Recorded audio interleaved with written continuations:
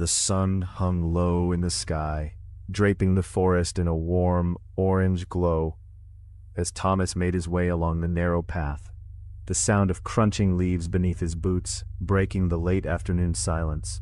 He had always cherished these solitary hikes, a way to escape the noise of city life. The smell of pine lingered in the cool air, but today something felt different, thick and almost syrupy, like the stagnant breath of an unseen entity. As he trudged deeper into the woods, the trail narrowed, bending intricately around ancient oaks and twisted roots. A feeling of oddity crept in with each step, the trees seeming to lean closer, their branches like skeletal hands reaching out. The distant chirping of birds faded away, replaced by an oppressive stillness that blanketed the forest. Then, through a cluster of gnarled brambles, Thomas spotted something, an unexpected structure, an old cemetery gate, wrought iron intricacies twisting like veins, rusted, but still formidable. The gate wasn't marked on any map he had referred to before his hike. It seemed to appear out of nowhere. He took a step closer, the air growing inexplicably colder around him, sending an involuntary shiver down his spine. With a gentle push, the gate creaked open, revealing a weathered graveyard, overrun with weeds and shadows. The lingering scent of damp earth, mixed with something vaguely sweet, unsettlingly pungent. Thomas could see tombstones, some cracked and leaning, others entirely swallowed by time and foliage. Somewhere within that wildness, he felt eyes watching, not the curious glance of wildlife, but something far more sinister.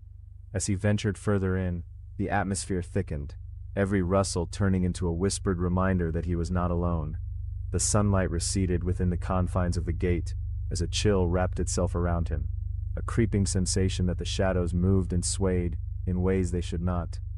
Old photographs hung on the decrepit headstones, their images faded and their edges frayed. One particularly caught his eye, an image of a solemn-faced woman, whose features were scratched clear, as if someone wanted to erase her very existence. Her empty gaze seemed to follow him, pulling at his very consciousness. Beneath her words were etched, "Keep your memories close, lest they haunt the living." A gust of wind blew through, sending a shiver spiraling through his body and ruffling the leaves like a forgotten secret. The air thickened, clinging to him, its weight pulsing like a heartbeat, as he turned, realizing the gate behind him had swung shut, locking him within. Panic seeped into his mind, the chill deepening around him. The ground trembled faintly beneath his feet, an unsettling rhythm that echoed within the empty space, building into a resonant thrumming that fused with the low murmur of something indistinguishable. Rising from beneath the earth. His heart raced as he grasped for the gate, but it would not budge. His breath quickened. The air began to smell more intensely of decay, mingled with the sweet, sickly sweet undertone. Then he caught movement at the edge of his vision, a figure forming from the mist that curled along the ground, shrouded in a white fog. An ethereal outline hovered in place, obscured by wisps of shadow, but unmistakably waiting. For a heartbeat, everything became still, silence seeping into the very marrow of his bones like a whispering voice, begging him to listen. The figure reached out slowly, its hand extending, and fingers curling, beckoning Thomas closer.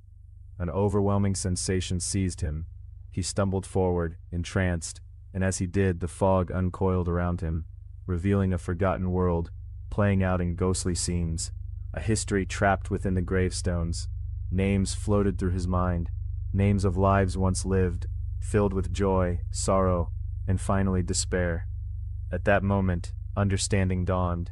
The cemetery was a prison, not only for the dead, but for their memories, memories that had woven themselves into the very fabric of this place.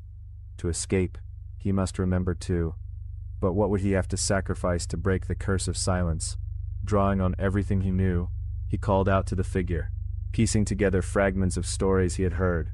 A poem, a history lesson, tales of love and loss. With a final, echoing refrain, the figure wavered, and the fog began to dissipate, the grip of the cemetery weakening.